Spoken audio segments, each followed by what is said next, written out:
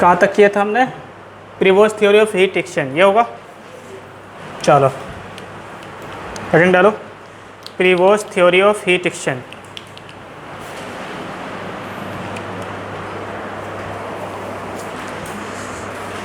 Prevost theory of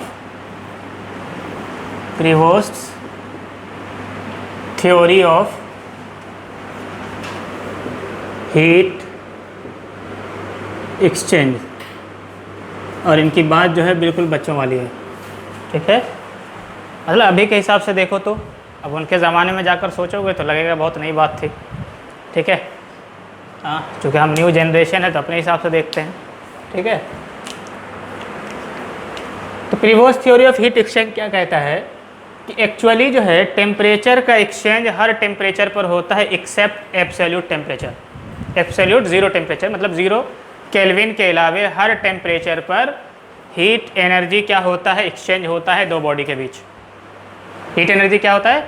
exchange होता है। ये नहीं कह रहा कि एक देता है तो दूसरा लेता है, क्या कहता है? हीट एनर्जी एक्सचेंज होता है, मतलब हर टेम्परेचर पर हर बॉडी कुछ एनर्जी रेडिएट करता है, कुछ एनर्जी एब्जॉर्ब करता है। बात समझ में आई? ठीक है। तो हमेशा एक बॉडी हायर टेम्परेचर पर होगा, दूसरा बॉडी लोअर टेम्परेचर पर होगा, लेकिन एक्सेप्ट उन्होंने क्या कहा? Absolute zero. एब्सोल्यूट ज़ीरो को क्यों हटाए? चूँकि वहाँ पर मॉलिक्यूलर वाइब्रेशन वगैरह क्या हो जाता है? सीज हो जाता है, तो इसलिए एनर्जी का चेंज नहीं हो सकता, ठीक है। तो क्या कहा कि जब मान लो कोई बॉडी हायर टेम्परेचर पर है, दूसरी बॉडी किस पर है? लोअर टेम्परेचर पर है, तो ये क्या करता है? हीट एनर्जी देता है और साथ साथ लोअर टेम्परेचर वाले से हीट एनर्जी लेता भी है, ठीक है। लेकिन रिलेटिवली जो ये एनर्जी सप्लाई कर रहा है और जो एनर्जी एब्जॉर्ब कर रहा है, उसमें से सप्लाई जो कर रहा है वो एनर्जी ज़्यादा होती है और जो एक्सेप्ट कर रहा है वो एनर्जी क्या होती है? कम होती है। इसीलिए जब लो टेम्परेचर वाले सराउंडिंग में अगर हम हाई टेम्परेचर बॉडी को डालें, यानी कोल्ड सराउंडिंग में हॉट बॉडी को डालें, तो एनर्जी हॉट बॉडी से सराउंडिंग की तरफ ओवरऑल क्या करता है? माइग्रेट करता है। बस समझ में आई? लेकिन होता दोनों तरफ से है। इसके कहने का मतलब क्या है? एक्सचेंज दोनों तरफ से होता है हीट एनर्जी का, लेकिन हाई टेम्परेचर वाली बॉडी मतलब जो हॉटर है वो कोल्डर सराउंडिंग को क्या देता है? हीट एनर्जी सप्लाई कर देता है। इसलिए हाई टेम्परेचर वाली बॉडी कूल डाउन हो जाती है। क्या हो जाती है? कूल डाउन हो जाती है। मतलब कोई बॉडी कितना ठंडा होगा या गर्म होगा वो डिपेंड करेगा कि हम किस सराउंडिंग में किस ऑब्जेक्ट को डाल रहे हैं, ठीक है। सिमिलरली अगर केस रिवर्स होता कि हॉट सराउंडिंग में अगर हम कोल्ड बॉडी को डालते, हॉट सराउंडिंग में क्या कर दे? कोल्ड बॉडी को डाल दे, मान लो जैसे गर्म पानी में आइस को डाल दो, ठीक है। तो सराउंडिंग क्या हो गया? हॉट, और बॉडी क्या है? कोल्ड, ठीक है। तो अब क्या करेगा? एक तो एनर्जी वो आइस वाटर को देगा, हॉट वाटर को, दूसरा हॉट वाटर एनर्जी देगा आइस को। बात समझ में आ गई? किसको देगा? आइस को। तो दो सराउंडिंग है। तो अब देखो बॉडी हायर टेम्परेचर पे कौन है? सराउंडिंग। तो सराउंडिंग जितना एनर्जी आइस को देगा, ठीक है, उससे कम एनर्जी क्या करता है? वो लेता है। तो ओवरऑल आइस की एनर्जी क्या होती है? बढ़ जाती है, ठीक है। इसलिए वो क्या कर जाता है? मेल्ट कर जाता है। बस समझ आ गई? तो कौन किससे एनर्जी ले रहा है वो रिलेटिव फेनोमेना पे डिपेंड करेगा, लेकिन ये कहता क्या है कि एनर्जी एक्सचेंज दोनों तरफ से होते हैं, ठीक है। हाँ, अगर दोनों का टेम्परेचर सेम है तो हीट एनर्जी जितना वो क्या करता है? एक्सेप्ट करता है, उतना ही रेडिएट करता है। इसलिए बॉडी का टेम्परेचर चेंज नहीं होता जब दो बॉडी सेम टेम्परेचर पर हो, उसको क्या किया जाए? मिक्स किया जाए, ठीक है ना। सेम टेम्परेचर पे हो, या ऐसा कह लो कि जितना एनर्जी सप्लाई कर रहा है उतना ही एनर्जी क्या करे? एक्सेप्ट करे। तो उस कंडीशन में बॉडी का टेम्परेचर चेंज नहीं होता, ठीक है। इतनी बात समझ में आ गई? इतनी ही बात है Prevost theory of heat exchange में। जल्दी से लिखो, छापो, ठीक है। इसमें कोई नई बात थी क्या? नहीं ना? लिखो जल्दी। According to Prevost at every temperature, bracket में लिखना, except 0 Kelvin temperature, except 0 Kelvin temperature, except 0 Kelvin temperature, there is a continuous heat energy exchange, there is a continuous heat energy exchange between a body and its surrounding, between a body and its surrounding, between a body and its surrounding, and this energy exchange carry on for infinite time, ठीक है, होता ही रहता है, ठीक है, and this energy exchange carry on for infinite time, ये energy exchange infinite time तक के लिए क्या होता है, कैरी ऑन होता रहता है, मतलब चलता रहता है, ठीक है ना, समझ बात है कि नहीं। और इन दोनों बॉडी के बीच का जो टेम्परेचर डिफरेंस है उसके रिलेशन से हम मालूम करते हैं कि बॉडी जो है कितना एनर्जी लॉस की है या कितना एनर्जी गेन की है, ठीक है, बात समझ में आ गई। मतलब लिखो ज़रा इस बात को, द रिलेशन बिटवीन, ठीक है, the relation between the temperature difference of body, the relation between temperature difference of body with its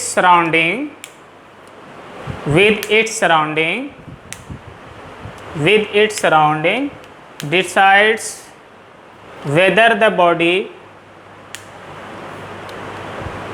experience, अच्छा देखो, whether the body experience, आगे सुनो, हीट एनर्जी दिया होगा, मतलब रिलीज किया है, तो क्या होगा, कैसा इफेक्ट शो करेगा, हीटिंग या कूलिंग। हमारे अंदर से हीट एनर्जी निकाल दी जाए तो हमारे अंदर एनर्जी कम हो गई होगा, टेम्परेचर डाउन हो गया होगा, यानी कूल डाउन हो गया होगा, ठीक है। और अगर एनर्जी मिली होगी तो टेम्परेचर बढ़ा होगा, यानी हीटिंग इफेक्ट होगा। समझ में बात है कि नहीं। तो टेम्परेचर डिफरेंस का जो रिलेशन है किसका, बॉडी का किससे, सराउंडिंग से, वो डिसाइड करता है whether the body will experience cooling effect और हीटिंग इफेक्ट, ठीक है। If it releases energy then it will show cooling effect, and if it gains energy then it will experience heating effect, ठीक है। कहाँ तक लिखा था, एक सेंटेंस बोल दो पूरा, whether the body experience cooling effect और heating effect, cooling effect और heating effect, ठीक है। फॉर एग्जाम्पल, फर्स्ट एग्जाम्पल लिखो उसमें, when a cold body is placed in the hot surrounding, when a cold body is placed in the hot surrounding, the body, cold body को रखा गया hot surrounding में, the body radiates less energy, the body radiates less energy and absorbs more energy,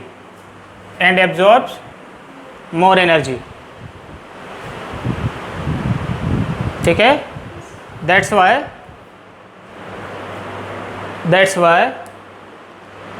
the body will experience, क्या होगा, heating effect और cooling effect, heating effect, चूँकि energy ज़्यादा absorb कर रहा है, रेडिएट्स ज़्यादा कर रहा है और एब्जॉर्ब, रेडिएट्स कम कर रहा है और एब्जॉर्ब ज़्यादा कर रहा है, तो इसलिए कैसा इफेक्ट शो करेगा, heating effect. That's why the body will experience heating effect, that's why the body will experience heating effect, ठीक है।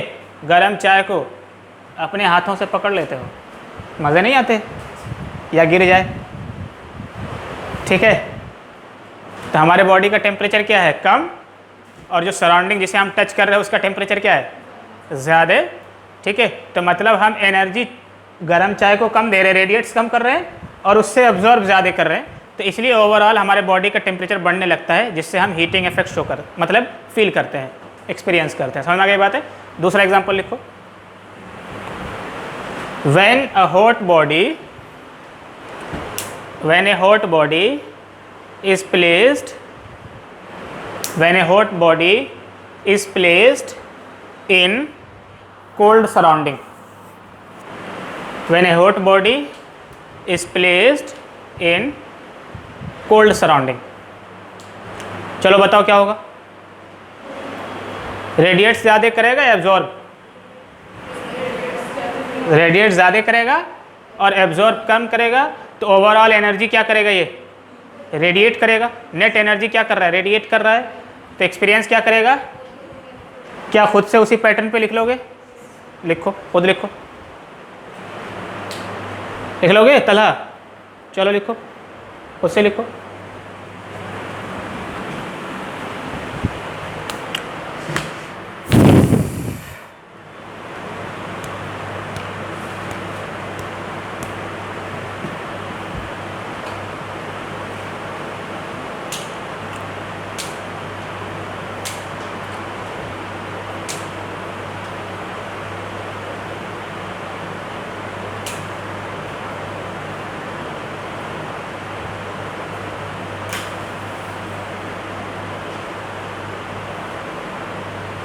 हो गया? चलो दूसरा क्या लिखा है? थर्ड लिखो। Third example, when the temperature of a body is equal to the temperature of the surrounding. When the temperature of the body is equal to the temperature of the surrounding. Temperature of the surrounding, तो क्या करेगा? जितना energy वो radiate करेगा उतनी ही energy क्या करेगा? Absorb करेगा। तो क्या वो हीटिंग या कूलिंग इफेक्ट में से कोई भी इफेक्ट शो करेगा? नहीं। ठीक है, तो वही कह रहा था कि टेम्परेचर डिफरेंस होगा, तो उस टेम्परेचर डिफरेंस से हम डिसाइड करेंगे। ठीक है, लिखो। क्या लिखोगे? In this condition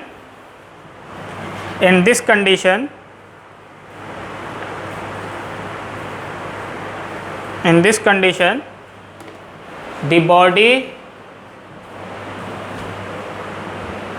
absorbs same amount of energy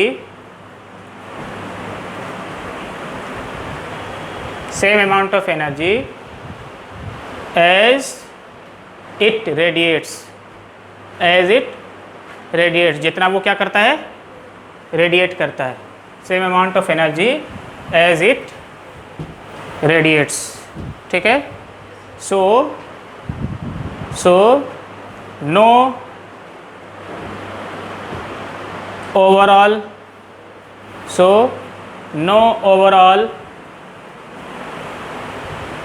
या सिंपली ऐसे लिखो, सो द नो को काट दो, so overall heat energy exchange is zero. ठीक है, so the overall heat energy exchange is zero. The body will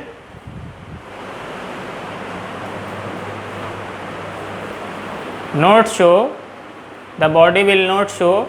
either cooling or heating effect। ठीक है, the body will not show either cooling or heating effect। ठीक है, तो the body जो है ना तो हीटिंग इफेक्ट शो करेगा और ना ही कूलिंग इफेक्ट शो करेगा। ठीक है, नेक्स्ट हेडिंग ला लो, किरचॉफ्स लॉ।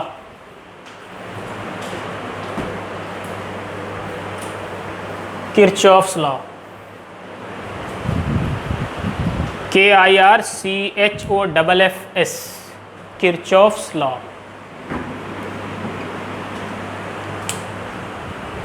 मतलब इंक भी नहीं है। किरचॉफ्स लॉ,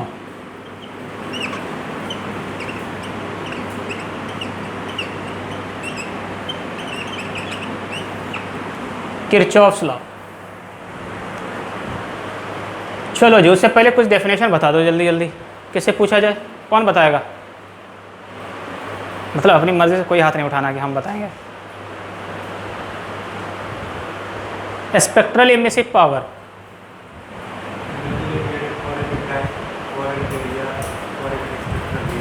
पर यूनिट स्पेक्ट्रल रीजन, यही था। Energy radiated per unit time, per unit area, per unit spectral region, ठीक है, यही था। अच्छा, स्पेक्ट्रल एब्जॉर्प्टिव पावर क्या था?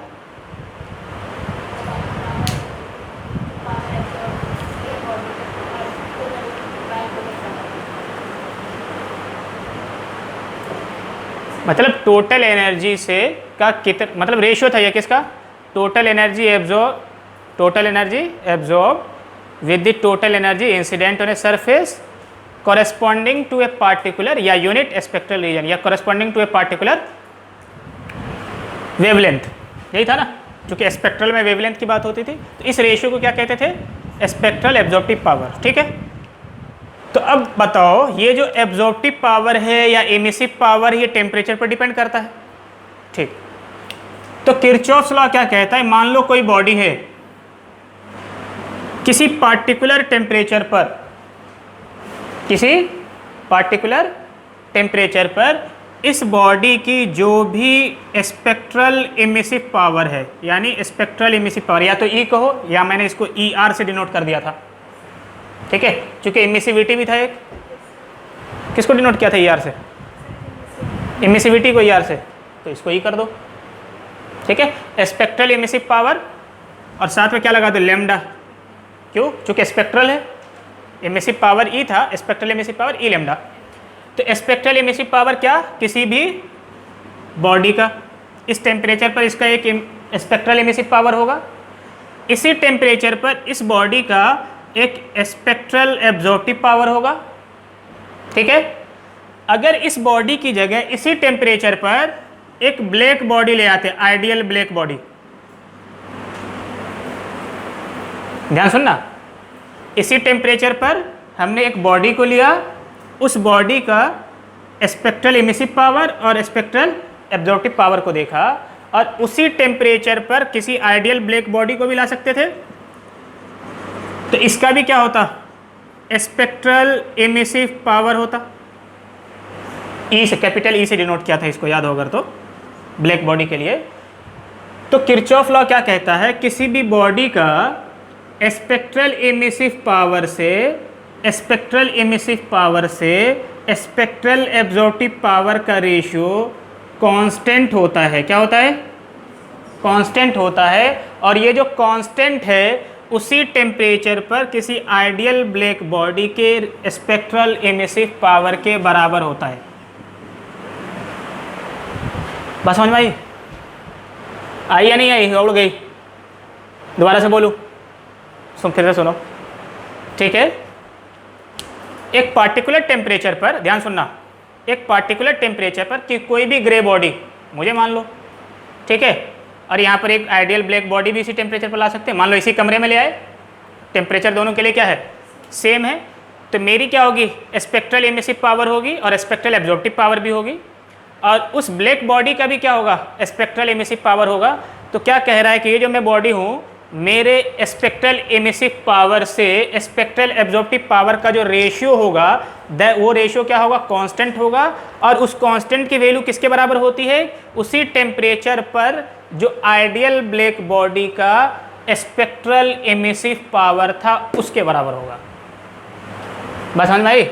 हाँ, घुमा फिरा के बात की गई है, ठीक है। मतलब एक बॉडी को रेशियो को बताया गया कि वो आइडियल ब्लैक बॉडी के स्पेक्ट्रल एमिसिव पावर के बराबर होगा। अच्छा, कौन सा रेशियो था ये? स्पेक्ट्रल एमिसिव पावर से स्पेक्ट्रल एब्जॉर्प्टिव पावर, किसका? बॉडी का। वो क्या है? कांस्टेंट। और वो कांस्टेंट किसके बराबर है? Spectral emissive power of ideal black body at the same temperature. क्यों? क्योंकि ये वैल्यू भी टेम्परेचर के हिसाब से चेंज करती है। याद करो, पिछली क्लास में हमने लिखा था कि आइडियल ब्लैक बॉडी की एमिसिविटी या स्पेक्ट्रल एमिसिव पावर टेम्परेचर के हिसाब से वेरी करती है। हम देखेंगे कहाँ पर? डिस्ट्रीब्यूशन कर्व में, स्पेक्ट्रल डिस्ट्रीब्यूशन कर्व में देखेंगे, जो कि मैंने कहा था आगे आएगा, ठीक है। ग्राफ बना के दिखाऊंगा। खैर, ये बात समझ में आ गई? लिख लो हेडिंग। अच्छा, यहाँ से एक बात देखो, स्पेक्ट्रल इमिसिव पावर क्या होगा आइडियल ब्लैक बॉडी का? 1। ठीक है, क्या होगा? 1। तो अब ज़रा बताओ, क्या हम यहाँ से ऐसा लिख सकते हैं क्या?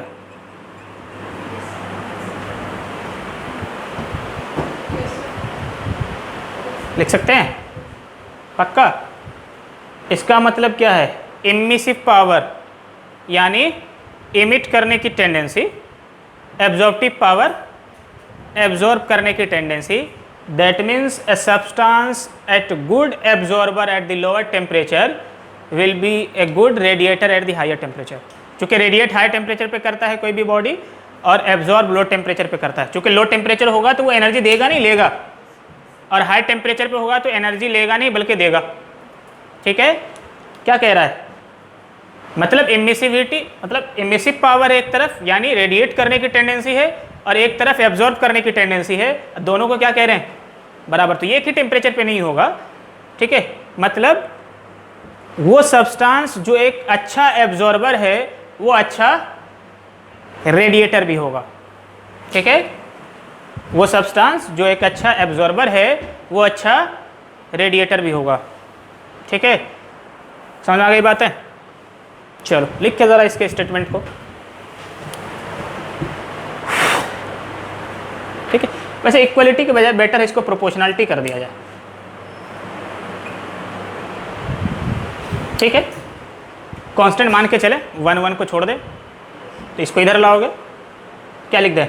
ई emissive power, spectral emissive power of the body will be proportional to the spectral absorptive power. ठीक है, समझ आई बात है? चलो लिखो statement. At a given temperature, at a given temperature, at a given temperature for all bodies, for all bodies the ratio of for all bodies the ratio of their spectral emissive power, their spectral emissive power, their spectral emissive power bracket के अंदर लिखना ई lambda, ये वाला ई lambda, to the spectral absorptive power, to the spectral absorptive power bracket के अंदर क्या लिखना? ए lambda is constant, is constant, is constant, is constant। हाँ जी, तुमने बताया था अभी एक वैल्यू, बात मैं ध्यान नहीं दिया उस वक्त। ई लैम्डा की वैल्यू 1 का था, है ना? वो कैसे? इमिसिविटी 1 होगा, इमिसिविटी 1 होता है, ये नहीं होगा। ठीक है, ये तो क्या था? एनर्जी पर unit time per unit area है। ठीक है, वह फ्लो में निकल गया, वो गलत बोल रहे थे। चलो लिखो आगे, क्या लिखा तुमने? स्पेक्ट्रल एब्जॉर्प्टिव पावर यानी ब्रैकेट के अंदर क्या लिखोगे? A lambda is constant and this constant is equal to the spectral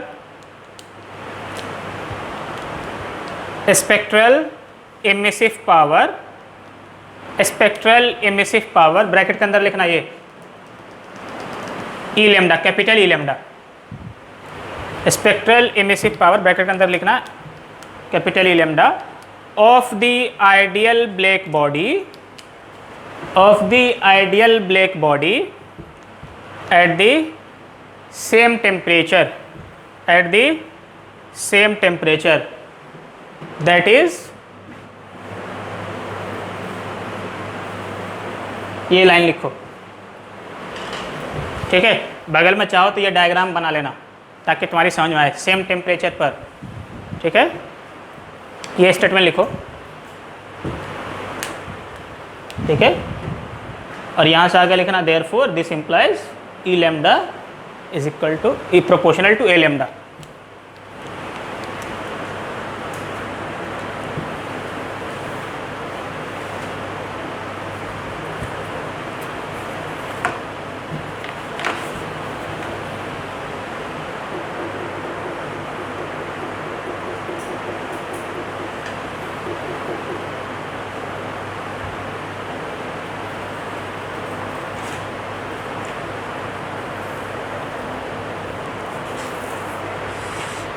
हो गया, लिख लिया।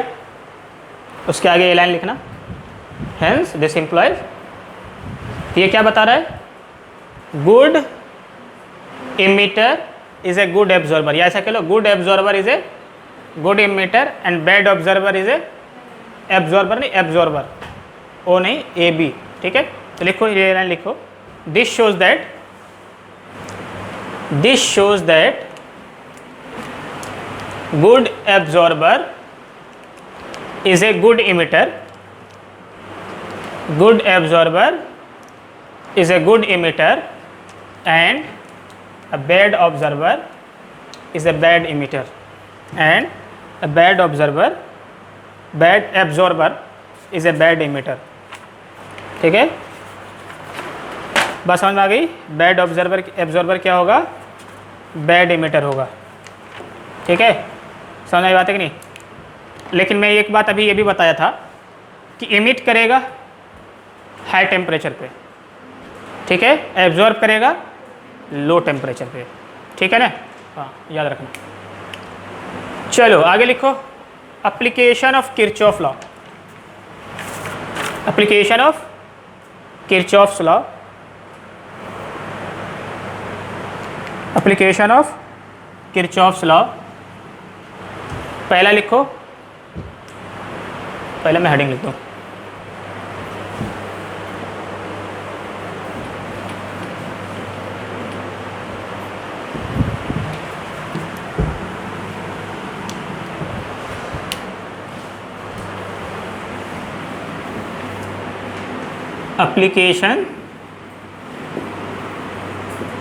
एप्लीकेशन ऑफ किरचॉफ्स लॉ, ठीक है। पहला है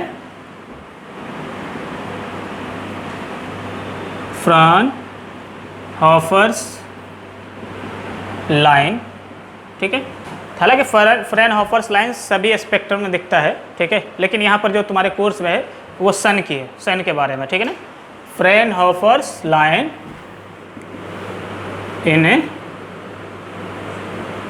सन, फ्राउनहोफर्स लाइन इन ए सन, ठीक है। या सिंपली फ्राउनहोफर्स लाइंस किसकी बात है, सन की बात है। देखो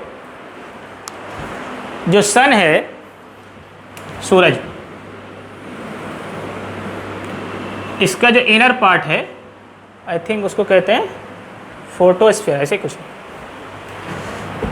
टर्मिनोलॉजी का नाम, हाँ, फोटोस्फीयर एंड क्रोमोस्फीयर, ठीक है। सेंटर को क्या कहते हैं, फोटोस्फीयर, क्या कहते हैं इसको, सेंटर को क्या कहते हैं, फोटोस्फीयर। और इसका जो टेम्परेचर है अप्रोक्सीमेटली 10⁻⁷ या 10⁸ केल्विन होता है। कितना होता है, एग्जैक्टली देख लेना, जो डाटा हो वो मान लेना। 10⁻⁷ से कितना, 10⁸ केल्विन तक क्या होता है, कोर का टेम्परेचर होता है, ठीक है।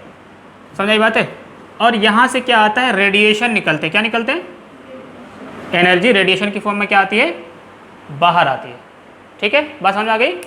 अच्छा, इसका जो एटमॉस्फेयर है, एटमॉस्फेरिक पार्ट है या कह लो आउटर पार्ट है, ठीक है, इसका टेम्परेचर है अप्रोक्सीमेटली 6000 केल्विन, ठीक है। और इसको हम लोग कहते हैं क्या, क्रोमोस्फीयर, क्या है, क्रोमोस्फीयर, ठीक है। तो अब देखो, जब भी रेडिएशन किसी बॉडी पे डालते हैं ना, तो उसकी टेंडेंसी होती है किसी पार्टिकुलर वेवलेंथ ऑफ रेडिएशन को एब्जॉर्ब कर ले, उसकी टेंडेंसी होती है। इसीलिए कुछ रेडिएशन एब्जॉर्ब होता है, कुछ रेडिएशन ट्रांसमिट हो जाता है, कुछ रिफ्लेक्ट कर जाता है। इसलिए हमने देखा था कि एक बॉडी के ऊपर रेडिएशन डाला था तो ट्रांसमिशन था, रिफ्लेक्शन था, एब्जॉर्प्शन था। ठीक है। तो ये क्या करता है कि यहाँ से जो भी रेडिएशन निकल रहा है, यहाँ से जो भी रेडिएशन क्या कर रहा है, निकल रहा है, इस रेडिएशन को ये क्या कर लेता है, कुछ रेडिएशन को, इसमें से कुछ रेडिएशन को क्या कर लेता है, एब्जॉर्ब कर लेता है। कौन एब्जॉर्ब करता है? क्रोमोस्फीयर। क्या कर लेता है? क्रोमोस्फीयर क्या कर लेता है, कुछ रेडिएशन को क्या कर लेता है, एब्जॉर्ब कर लेता है, ठीक है ना। तो अब देखो, जब इस रेडिएशन को एब्जॉर्ब करेगा तो बाकी बची हुई रेडिएशन हमारे पास आएगी, ठीक है, बाकी रेडिएशन, बची हुई रेडिएशन क्या होगी, हमारे पास आएगी। तो अगर हम इसका स्पेक्ट्रम बनाएंगे तो जो रेडिएशन हमारे पास आया है उसके लिए क्या बनेगा, dark line, sorry bright line, क्या बनेगा, स्पेक्ट्रम। ऐसे ही तो होता है, शीट पे हम बनाते हैं, क्या आएगा ये, ब्राइट, ठीक है। और जो रेडिएशन यहाँ एब्जॉर्ब हो गया उसे क्या, उसके करस्पॉन्डिंग क्या आएगा, डार्क, ठीक है। और जो रेडिएशन पहुंच गई उसके लिए ब्राइट, ठीक है। तो ये कब की बात है, जब रेडिएशन किसको दिया जा रहा है, क्रोमोस्फीयर को, उस कंडीशन में ऐसा क्या आएगा, स्पेक्ट्रम आएगा। ये बात समझ में आई, ऐसा स्पेक्ट्रम आएगा, ठीक है। मतलब कुछ रेडिएशन गायब है, इसलिए उसके करस्पॉन्डिंग क्या मिलेगा, हमें डार्क स्पेक्ट्रम मिलेगा, ठीक है। केमिस्ट्री से जानते हो स्पेक्ट्रम क्या होता है, ठीक, उधर ना जाए हम ज़्यादा, ठीक है, स्पेक्ट्रम मिलेगा, ठीक है ना। तो ये कब की बात है, जब ये एनर्जी एब्जॉर्ब कर रहा है, बस समझ आ गई। अब ज़रा सोचो कि अब जब क्रोमोस्फीयर को एनर्जी रेडिएट करने की बारी आएगी तो कौन सा एनर्जी कौन सा रेडिएशन रेडिएट करेगा, जो एब्जॉर्ब किया था, जो एब्जॉर्ब किया था वही तो रेडिएट करेगा, वो जो एब्जॉर्ब किया था वही तो क्या करेगा, रेडिएट करेगा। बाकी सारी वेवलेंथ उसके पास है नहीं तो वो रेडिएट नहीं करेगा। तो जब ये एब्जॉर्ब कर रहा था तो ऐसा स्पेक्ट्रम, ठीक है ना, समझ आई बात है कि नहीं, क्या है, तो एब्जॉर्प्शन स्पेक्ट्रम है इसके करस्पॉन्डिंग, कैसा, इसका एब्जॉर्प्शन स्पेक्ट्रम है ये, ठीक। और जब ये रेडिएट करेगा तो क्या कहलाएगा, एमिशन स्पेक्ट्रम। तो एमिशन स्पेक्ट्रम में ये क्या करेगा, इसके करस्पॉन्डिंग डार्क ब्राइट लाइन देगा, और जो इसके पास नहीं था उसके करस्पॉन्डिंग क्या देगा, डार्क, ठीक है। बात समझ में आई, इतनी बात समझ में आई, इतनी बात समझ में आई। तो ऐसा ही होता है कि जो सन है, ठीक है, हाँ सन की बात है, जो सन से हमारे पास लाइट रेज आती है उसमें कुछ रेडिएशन क्या हो जाता है, एब्जॉर्ब हो जाता है, कहाँ, क्रोमोस्फीयर में, क्या हो जाता है, क्रोमोस्फीयर में। इसलिए जब भी सनलाइट का हम क्या बनाते हैं, स्पेक्ट्रम फॉर्म करते हैं, क्या करते हैं, स्पेक्ट्रम फॉर्म करते हैं, तो यहाँ पर क्या मिलता है, एक डार्क लाइन मिलती है जिसे हम लोग कहते हैं फ्रेनहोफर लाइन। क्या कहते हैं, फ्रेनहोफर लाइन, ठीक है। सन की लाइट रेज आ रही है, अब ज़रा सोचो कि सन के लाइट सोर्स को हम रोक दें कि सन की लाइट रेज ना पहुँचे, मतलब कौन सा लाइट रेज, जो कि कहाँ से आ रहा है, फोटोस्फीयर से, वो लाइट रेज अगर नहीं पहुँचेगी तो मतलब क्या हुआ, वो लाइट रेज आना बंद हो गई। ये कब होता है भाई, सन से लाइट रेज ज़मीन पे आना कब बंद होते हैं, जब इक्लिप्स हुआ होगा। अरे रात में तो कोई भी लाइट रेज नहीं आती, रात में तो क्रोमोस्फीयर से भी लाइट नहीं आएगी, फोटोस्फीयर से भी लाइट नहीं आएगी, ठीक है। जब इक्लिप्स होगा, कौन सा इक्लिप्स, भूल गए सर, सोलर था या लूनर था, सोलर इक्लिप्स में क्या होता है, कौन सामने आता है, मून आएगा, जिसकी वजह से ऐसे समझो सन और मून आएगा तो सन की लाइट रेज अर्थ पे आना बंद हो जाएगी, ठीक है। तो कौन सी लाइट रेज, ये वाला पोर्शन जब ढकता है तो ये वाली एनर्जी, तो यहाँ से जो लाइट रेज है वो तो आ रही होगी। अब ये बताओ, अभी इसके रेडिएशन की बात कर रहे हैं, किसके, क्रोमोस्फीयर के, और क्रोमोस्फीयर से जो रेडिएशन आ रहा होगा क्या उसमें ये लाइन होगी, क्रोमोस्फीयर से जो लाइट रेज आ रहा होगा, क्या उसमें ये वाली लाइन होगी? नहीं, चूंकि वो जो एब्जॉर्ब किया था वही इमिट करेगा। हाँ, तभी तो नहीं आया था ना, क्योंकि हमने सनलाइट जो हमारे पास मैक्सिमम आता है वो कौन सा आता है? कोर से। तो इसके कॉरेस्पॉन्डिंग इसकी इंटेंसिटी इतनी ज्यादा है कि ये डार्क दिखता है।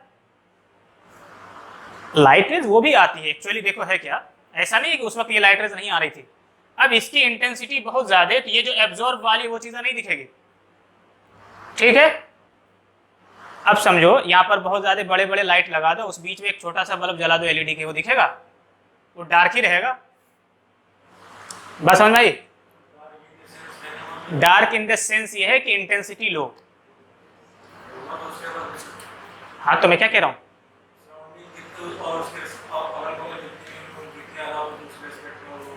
क्या हुआ? हाँ हाँ हाँ हाँ, उतना ज्यादा ही होगा, तो यही तो हो रहा है। ठीक है, अब क्या हुआ, ये वाला सोर्स ही बंद हो गया, सारे लाइट रेज को क्या कर दो, बड़े बड़े जो लाइटें लगी उसको बंद कर दो, अब एलईडी दिखेगा। ठीक है, बात समझ में आई? बात समझ में आई क्या कहना चाह रहा है? इसका हरगिज मतलब नहीं था, क्योंकि फिर तुम्हें कंफ्यूजन होगा कि सर पहले क्यों नहीं रेडिएट कर रहा था, क्या पहले लाइट रेज वहां से नहीं आ रही थी? इसका मतलब ये है कि पहले भी लाइट रेज आ रही थी। ठीक है, लाइट रेज तो हमेशा आ रही है। ठीक है, इसको ढक लेने से कोई दूसरी चीज थोड़ी जलने लगेगी, लेकिन इसके कॉरेस्पॉन्डिंग रेस्पेक्ट में इसकी इंटेंसिटी इतनी ज्यादा थी कि इसके कॉरेस्पॉन्डिंग ब्राइट मिल रहा था और यहाँ इंटेंसिटी लो थी, जिसे हम डार्क कहते हैं। बस समझ गई? डार्क फ्रिंज या डार्क लाइन। ठीक है, तो अब जब ये बंद हो गया, ये कंप्लीटली डार्क हो गया, ये क्या हो जाएगा? विजिबल। ठीक है, तो जब इक्लिप्स होते हैं, जब मून जो है अर्थ और सन के बीच में आ जाता है, ये वाली लाइन गायब हो जाती है जो फोटोस्फीयर से लाइट रेज आ रही थी, और दिखाई कौन देने लगता है? क्रोमोस्फीयर वाली लाइन, यानी फ्रॉनहोफर लाइन, जो कि पहले डार्क था अब ब्राइट दिखेगा। बात समझ में आई? तो इसी लाइन को हम लोग कहते हैं फ्रॉनहोफर लाइन। समझ आई बात है? हाँ, डिफ्रेक्शन पैटर्न पढ़ोगे आगे बहुत ज्यादा। ठीक है, हाँ, इतना पढ़ोगे कि दिल करेगा छोड़ दे यार, क्या भला पाल लिया हमने। ठीक है, चलो लिख के आगे, इस बात को लिख लें, लिखाने की जरूरत है या समझ गए? लिख लो लिख लो लिख लो। फ्रॉनहोफर्स लाइन आर डार्क लाइन। अच्छा, डार्क लाइन बात करेंगे तो किसके रेस्पेक्ट में? ये देखो, इसके रेस्पेक्ट में। Fraunhofer lines are the dark line in the spectrum of the sun,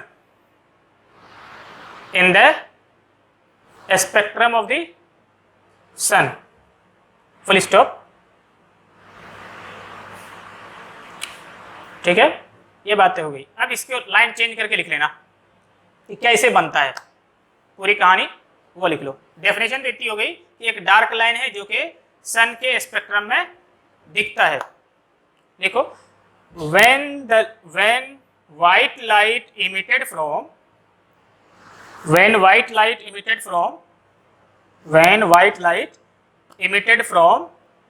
the central core of the sun, when white light emitted from the central core of the sun, bracket के अंदर क्या लिखना? Photosphere. क्या लिखना? Photosphere. when white light emitted from the sun, central core of the sun, bracket के अंदर लिखना photosphere, passes through its atmosphere, bracket के अंदर लिखना क्या? क्रोमोस्फीयर। ठीक है, ठीक है। some of the radiations are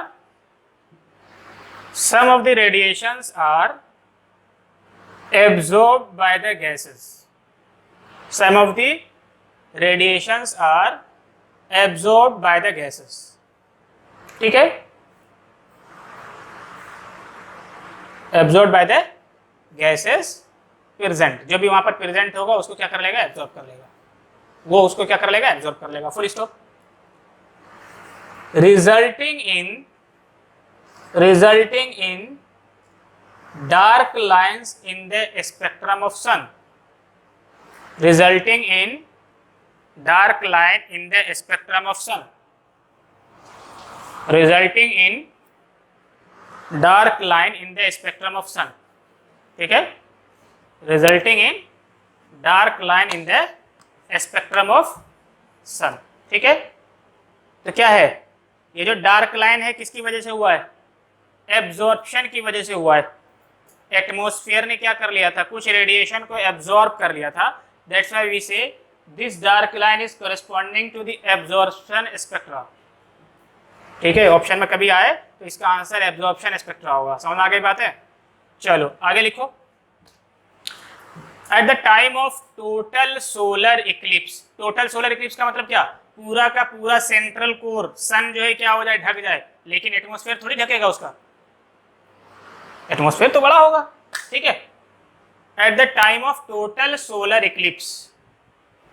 ठीक है, टोटल सोलर इक्लिप्स कब होगा, जब सन जो है, सॉरी मून जो है सन की पूरी लाइट को अर्थ पर आने से रोक देगा, मतलब दिन के वक्त भी जमीन पर अंधेरा दिखेगा। ठीक है, समझ आई बात है? चलो, at the time of total solar Eclipse, total solar Eclipse, direct light rays emitted from the photosphere, direct light emitted from the photosphere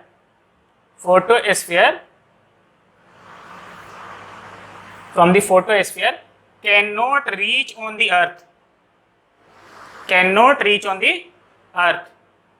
and only rays from chromosphere are able to reach on the earth surface,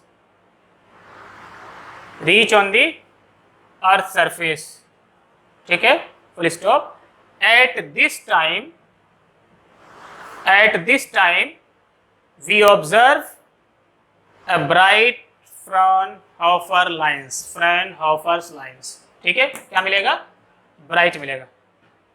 ठीक है, बात समझ में आई? देखो कितना clear and cut statement है, ये नहीं कह रहा कि ये रेडिएट करेगा, भाई रेडिएट तो तब भी कर रहा होगा ना, बात समझ में आ रही है? रेडिएट तो तब भी कर रहा होगा, लेकिन पहले जो सन से डायरेक्टली लाइट रेज आ रही थी उसकी इंटेंसिटी इतनी ज्यादा थी कि उसके कंपैरिजन में ये ब्राइट डार्क था। ठीक है, इसलिए जब भी हम इसका स्पेक्ट्रम बनाएंगे तो वो चीजें नहीं दिखेगी, जो सन के सेंटर से लाइट रेज आ रही थी, कोर से डायरेक्टली लाइट रेज आ रही थी, वो ज्यादा विजिबल होगा। बिल्कुल वैसे ही कि यहाँ पर एक क्या लगा दो, हाई पावर का क्या बल्ब, इधर भी लगा दो हाई पावर का बल्ब, और बीच में लगा दो छोटा सा एलईडी। ठीक है, बस समझ आ गई? और बहुत ज्यादा दूर खड़े हो जाओ और उस शख्स से पूछो कि वहां पर कितने बल्ब जल रहे थे, तो क्या बताएगा, 2। एलईडी तो दिख ही नहीं रहा होगा, तो एलईडी के करस्पॉन्डिंग क्या है, उसको डार्क दिख रहा है। ठीक है, मतलब बिल्कुल लेमन लैंग्वेज में मैं समझाने की बात कर रहा हूं। तो यही था हमारा ये स्पेक्ट्रम। हाँ एक मिनट, ये बल्ब दिख रहे हैं, एलईडी गायब है। हाँ सोर्स सेम है,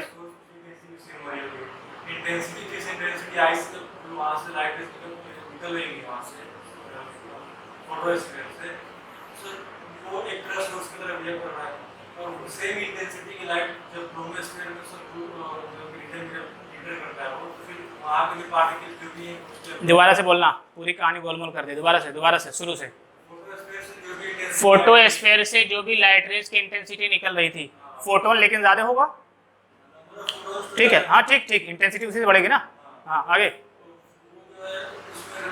क्रोमोस्फीयर में कुछ पार्टिकल्स होंगे, कुछ एब्जॉर्ब हो गए, कुछ एब्जॉर्ब हुए। ठीक है, कुछ एब्जॉर्ब हुआ। ठीक है, तो वो अब एब्जॉर्ब करके इमिट भी तो करेगा। ठीक है, हाँ हाँ दिखेगा नहीं, बिल्कुल ठीक दिख रहा है।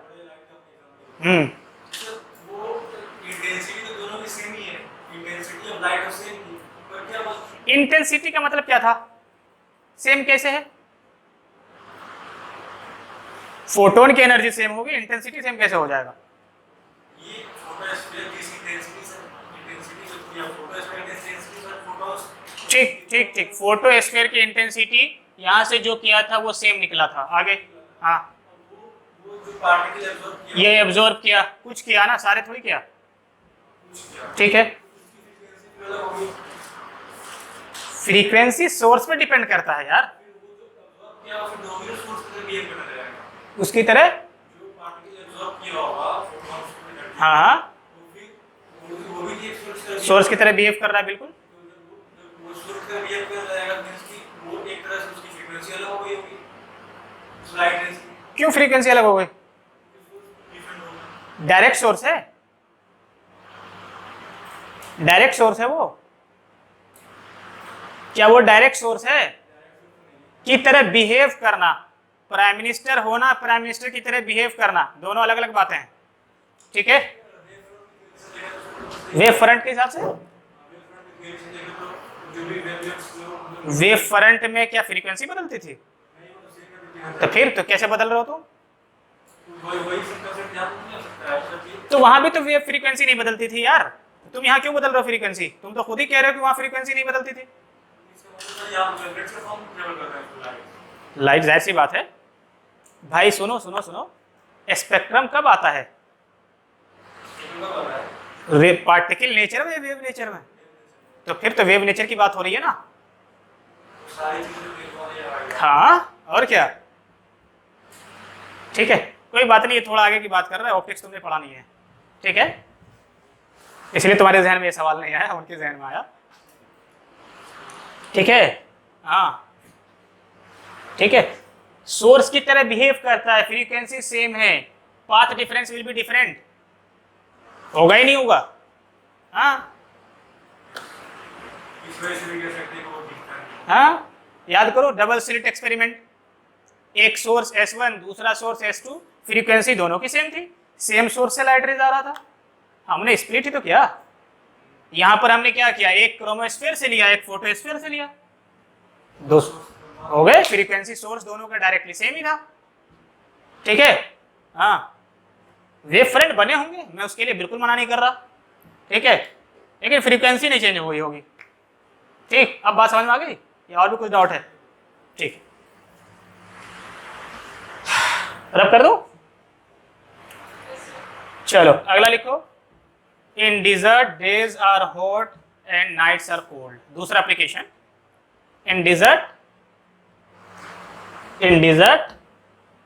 डेज आर हॉट एंड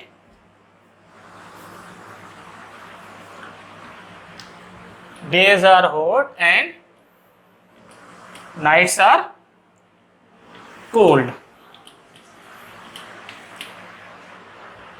चलो, days are hot and nights are cold। रेगिस्तान में सैंड का कलर कैसा होता है? येलो होता है? अरे नहीं यार, ब्लैकिश व्हाइट कलर का होता है, ठीक है, समझ आई बातें? रेत ऐसे सड़क पे जो दिखते हैं वो वाले, ठीक है, तो ब्लैक कलर होता है। क्या होता है? ब्लैक कलर होता है। और मैंने कहा था कि ब्लैक बॉडी को, आइडियल ब्लैक बॉडी को ब्लैक बॉडी इसलिए कहा गया चूंकि ब्लैक कलर की बॉडी के अंदर ये ऑब्जर्व किया गया था कि वो रेडिएशन ज़्यादा एब्जॉर्ब करता है, ठीक है, लेकिन इसका अर्गिज मतलब नहीं कि हर ब्लैक बॉडी ही एनर्जी ज़्यादा एब्जॉर्ब करेगी, ऐसा ऑब्जर्व किया गया था इसलिए नाम दिया गया है ना। But we can not say that ideal black body is black, ठीक है, लेकिन ब्लैक कलर की टेंडेंसी होती है ज़्यादा एब्जॉर्ब करने की। ये एक्सपेरिमेंट से ज़्यादातर हमने ऑब्जर्व किया था, एब्जॉर्व नहीं, क्या किया था, ऑब्जर्व किया था, ठीक है। तो सैंड क्या है? ब्लैक कलर का है। रेगिस्तान में सैंड क्या है? हाँ, मैं तो लाल बना रहा हूँ, कोई बात नहीं, क्या है? ब्लैक कलर का सैंड, ठीक है ना, बस समझ आ गई। दिन के वक्त क्या आता है, इसके ऊपर सनलाइट फॉल करती है, रेडिएशन क्या कर रहा है, फॉल कर रहा है, रेडिएशन क्या कर रहा है, फॉल कर रहा है। तो ये क्या करता है, एक अच्छा एब्जॉर्बर की तरह बिहेव करता है। क्या करता है? एब्जॉर्ब कर लिया, किसने? सैंड ने। और जब सैंड एनर्जी एब्जॉर्ब करेगा,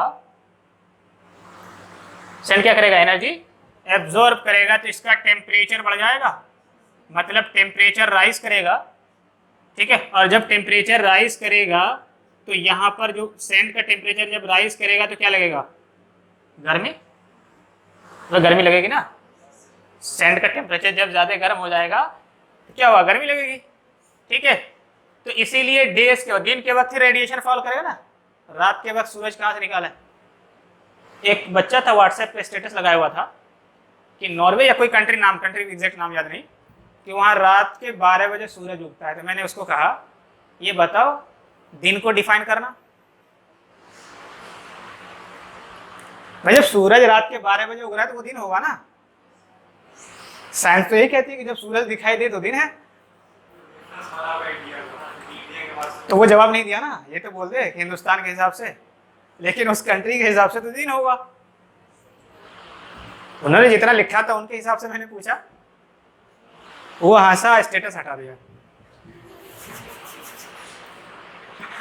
ठीक है, बात समझ में आई। तो दिन के वक्त ही रेडिएशन फॉल करेगा, ठीक है, रात के 12 बजे नहीं, वो फिर दिन ही होगा, ठीक है। तो एनर्जी क्या करेगा, एब्जॉर्ब करेगा, और टेम्परेचर क्या होगा, बढ़ जाएगा, तो हम क्या फील करेंगे, गर्म, ठीक है। और अभी हमने पढ़ा किरचॉफ लॉ में, ए good absorber is a good emitter, लेकिन हमने क्या कहा था, एब्जॉर्ब कर रहा है, लेवल टेम्परेचर पे क्या कर रहा है, एब्जॉर्ब कर रहा है। तो देखो यहाँ पे थोड़ा कंफ्यूजन होगा कि दिन में उसकी टेम्परेचर कम था, एनर्जी एब्जॉर्ब करके वो टेम्परेचर हाई हुआ है, ठीक है। इस गलत फहमी नहीं रहना कि रात के वक्त तो टेम्परेचर कम हो गया, सर इमिट कैसे करेगा, नहीं नहीं नहीं, वो इमिट करने के बाद ठंडा हुआ है, ठीक है। पहले उसका टेम्परेचर कम था, रेडिएशन सुबह सुबह जब फॉल की तो टेम्परेचर कम था, वो एब्जॉर्ब करते हुए पूरे दिन में हीटअप हो गया, बात समझ में आ गई। तो शाम तक अच्छा खासा क्या हो गया, गर्म, हाई टेम्परेचर पे पहुंच गया। अब सूरज हो गया गायब, अब टेम्परेचर उनका इंक्रीज नहीं करा रहा, हाई टेम्परेचर पे सैंड पहुंच चुका है। रात के वक्त क्या करेगा, रेडिएट करेगा ये, और जब ये रेडिएट करेगा तो अपना टेम्परेचर क्या करेगा, कूल डाउन। और जिस रेट से क्या किया था, एब्जॉर्ब किया था, उसी प्रोपोर्शनलिटी रेट से क्या करेगा, इमिट करेगा, because A good absorber is a good emitter, ठीक है। तो रात की वक्त उतना ही क्या हो जाएगा, ठंडा हो जाएगा, ठीक है। इसलिए रेगिस्तान में रात के वक्त ठंड लगती है, ठीक है, समझ आ गई बात है। तो ये हमारे किरचॉफ बाबा एक्सप्लेन करते हैं ऐसे, ठीक है। मतलब इनको देखने का नजरिया ही अलग है, ठीक है। चलो लिख लो, कहानी लिख लो। Sand is rough and black, देखो आगे, sand is rough and black, so it is a good absorber, देखो मैं जो थ्योरी पढ़ाता हूँ वो पढ़ा जरूर करो, वो इसलिए कि जो एंट्रेंस के लिए सबसे अच्छी बुक है कौन सी है, इवन जेई तक के लिए ना, वो तो तुम्हारे कोर्स को समझते हो तुम,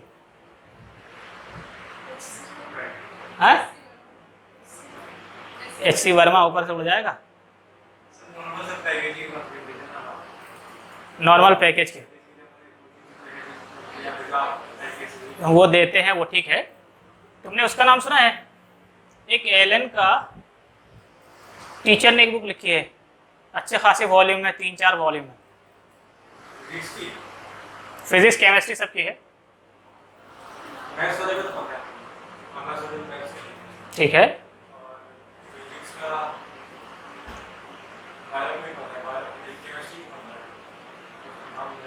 अच्छा फिजिक्स की कौन कौन सी बुक जानते हो, हाँ, HC वर्मा NCERT छोड़ करके,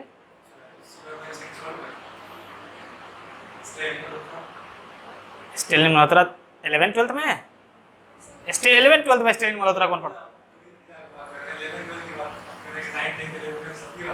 11th-12th की बात करो,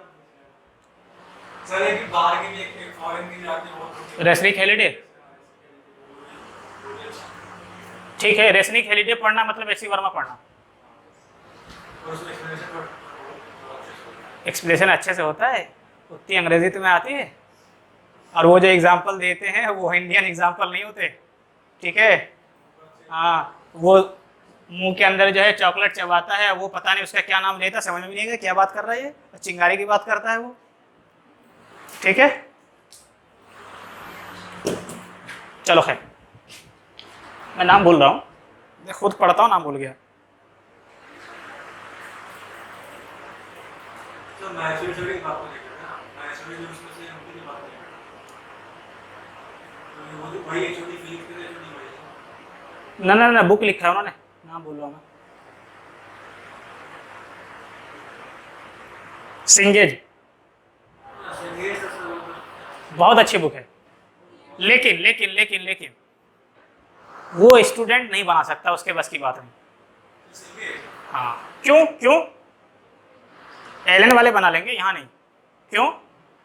तुम्हें बोर्ड भी पढ़ना होता है, एनसीईआरटी भी पढ़ने होते हैं, इतनी थ्योरी, ठीक है। तो मैंने क्या किया है, थ्योरी सारी उठा ली वहां से, ठीक है। अब अगर थ्योरी जानते हो, क्वेश्चन तुम अपने लगाओ, थ्योरी एक्सट्रीम लेवल पे उससे ज्यादा नहीं जाएगा कोई, ठीक है। इसलिए कभी ऑब्जर्व करना, जितनी मैं थ्योरी पढ़ाता हूं उतना सफिशिएंट होता है, क्योंकि क्वेश्चन उसमें इतने हैं कि एक एक चैप्टर जो है लगभग 200 से 250 पेज में कौन पढ़ पाएगा, ठीक है। तो कॉन्सेप्ट सब पढ़ लो, ठीक है, क्वेश्चन हम अपने लेवल के कर लेंगे, कोई टफ क्वेश्चन दिखे तो उसको पूछो। इसलिए मैं कहता हूं थ्योरी पढ़ो, बाद वाले पैकेज जिसमें मैंने थ्योरी गायब कर दी, ठीक है। मैंने क्यों उसको प्रीफर किया, मैं देखा था एलन का पैकेज, ठीक है, पूरी एलन की पैकेज उसकी लाइन से उठाई हुई बनी हुई है। मैं सुन लो, उससे पहले एलन का पैकेज किससे था, एररलेस से था। जब हम पढ़ा करते थे उस वक्त एररलेस से था, वो बदला है उन्होंने, ठीक है। तुम्हारी स्टेज से मैं भी गुजरा हूँ, मैं भी खूब नोट्स वोट्स जमा किए थे, ठीक है। बाद में उन्होंने चेंज किया, ठीक है, वो अलग बात है। जो सिंगेज है उसी की फैकल्टी ने लिखा है, ठीक है, उसको फिर उन्होंने क्या किया, छापा। ये कह लो कि उसी की बुक है, ठीक है, लेकिन बहुत अच्छी थ्योरी है उसकी, लेकिन खुद से पढ़ने की कोशिश करोगे तो पागल हो जाओगे, क्योंकि पूरी 11th 12th की क्लास की फिजिक्स 4 वॉल्यूम में है और हर वॉल्यूम 400 से 450 पेज की है, लगा लोगे, बाकी दूसरे सब्जेक्ट नहीं पढ़ने। हाँ, ठीक है, बस समझ आई। तो इसीलिए जो मैं क्वेश्चन देता हूं वो लगाओ, थ्योरी पूरा पढ़ो इससे, बस समझ आई, ठीक है। क्योंकि कंटेंट क्वेश्चन की लिमिटेशंस नहीं है, तो क्वेश्चन इतने कर लो कि हमसे क्वेश्चन लगने लगे, ठीक है। और उसके लिए मैंने क्या कहा, प्रैक्टिस करो, ठीक है। और प्रैक्टिस करने के बाद उससे पूछो कि फंस कहाँ रहे हो, समझ आई बात है, फंस कहाँ रहे हो, तभी उसका सॉल्यूशन निकलेगा, अदरवाइज कोई सॉल्यूशन नहीं है, ठीक है। कोई भी टीचर थ्योरी 100% पढ़ा सकता है, क्वेश्चन 100% कभी नहीं करा सकता, ठीक है। मेरे जहन में क्या चल रहा है हम उसके हिसाब से क्वेश्चन चेंज कर देंगे, जो एग्जामिनर बना रहा है, लेकिन वो जो भी चेंज करेगा उसी कॉन्सेप्ट में रहते हुए चेंज करेगा, ठीक है। तो थ्योरी कंप्लीट रखो अपनी, क्वेश्चन तुम्हारे पास जो भी अवेलेबल है उसको लगाओ, ठीक है। और जो मैंने क्वेश्चन दिए हैं वो सफिशिएंट है, नीट वाले के लिए तो बिल्कुल सफिशिएंट है, ठीक है। अगर आईआईटी को छोड़ दो तो बाकी सारे एग्जाम के लिए भी सफिशिएंट है, ठीक है, क्योंकि आईआईटी का क्वेश्चन तो बाकी सबके बस की बात नहीं, ठीक है, मतलब क्रिएट करना, ठीक है, उसके लिए तो फिर उसी के क्वेश्चन लगाने पड़ेंगे, ठीक है। और उससे मतलब प्रीवियस ईयर क्वेश्चन उसके लगा लो, कॉन्सेप्ट यही लगेंगे, बस 1-2 कॉन्सेप्ट क्या हो जाएगा, कंबाइन कर दिया जाएगा, सिंगल कॉन्सेप्ट पे उसके क्वेश्चन नहीं होते, ठीक है। और जो क्वेश्चन तुमको सबसे ज्यादा टफ लग रहा होगा वो सबसे ज्यादा सिंपल कॉन्सेप्ट पे होता है ना। हम पता नहीं क्या क्या लगा रहे होते हैं, उसका सॉल्यूशन जब पलट के देखोगे, अच्छा यही लगना था यहाँ पे, ऐसा फील होता है कभी कभी, अरे यार हम तो पता नहीं कौन कौन सा अप्रोक्सीमेशन मानकर इसको सॉल्व कर रहे थे, ये यहाँ पे लग ही नहीं रहा, जो हमने डेफिनेशन से पढ़ा था वही लग रहा है। IIT यही कराता है कि बेसिक कॉन्सेप्ट पर इतना अच्छा क्वेश्चन बना देता है कि तुम सोच भी नहीं पाओगे। बस समझ में आई? तो इसलिए भी थ्योरी ज्यादा इंपॉर्टेंट है। बस समझ में आई? हाँ, उस थ्योरी से बाद में क्वेश्चन प्रैक्टिस करो, ठीक है? तुम जहां भी क्वेश्चन में फंसते हो अक्सर ऑब्जर्व करते होगे कि कोई न कोई कॉन्सेप्ट मिस कर देते हो, ठीक है? बस समझ में आई? इसलिए जब भी पढ़ो, जो चीजें डेली पढ़ाया जाए डेली पढ़ो, उसका रिवीजन करो, क्वेश्चन जरूर लगाओ, क्योंकि क्वेश्चन जब लगाते हो ना तुम्हें पता चलता है कि उस चीज को जो हमने टेक्स्ट में पढ़ा था उसको अप्लाई कैसे करना है, ठीक है? समझ आई बात है? इसलिए मिनिमम 100-150 क्वेश्चन तो लगाने ही चाहिए हर चैप्टर पे। और वो 11, 9, 10th वाली सोच बिल्कुल निकाल दो कि हम एक रात में पढ़ करके एग्जामिनेशन पास करके 70-75% लाते थे, ठीक है? बस समझे? वो दौर चला गया, रट्टा वाला काम नहीं चल पाएगा, ठीक है? समझ के काम करो, ठीक है? हाँ, उसमें जहां परेशानी हो उसको पूछो, ये सर ये चीज कैसे हो गई, काउंटर क्वेश्चन करो, ठीक है? जब तक काउंटर क्वेश्चन नहीं करोगे वो कॉन्सेप्ट क्लियर नहीं होगा।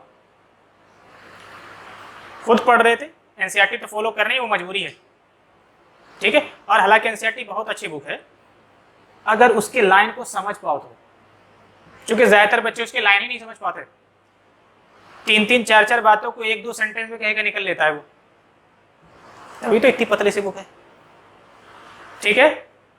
बात समझ में आई? अगर उसको समझ पाओ तो, ठीक है? तो वो तो पढ़ने के बाद क्लासरूम में समझ में आ जाएगा, ऐसी बड़ी बात नहीं है। क्या लिख रहे थे?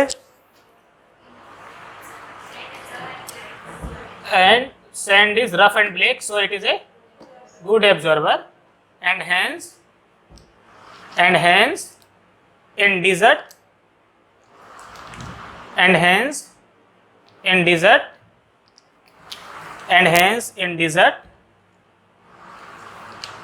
days will be very hot,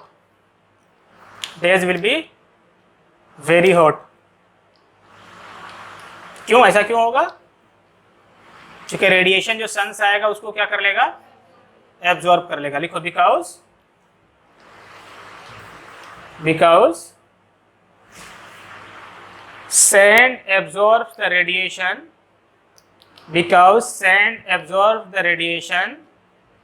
of the sun which falls on them,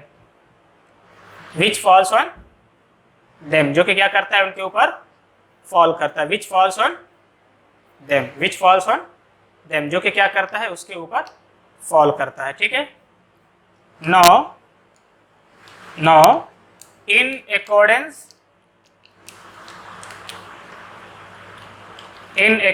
with the Kirchhoff law,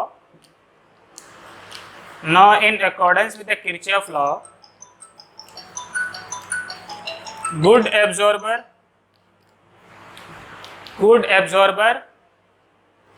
is a good emitter.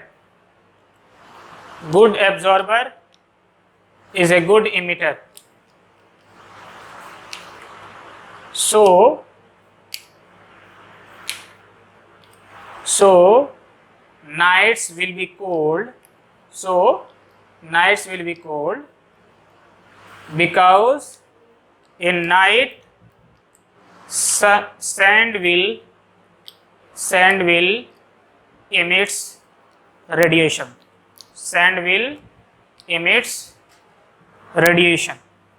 ठीक है? Sand will emits radiations. Full stop.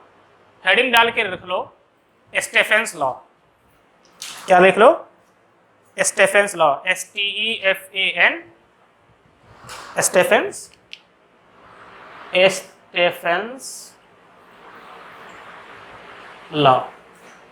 ये बात करेंगे हम अगली क्लास में, ठीक है? कि स्टेफेंस लॉ क्या होता है, यहीं से शुरू करेंगे, ठीक है? Thank you.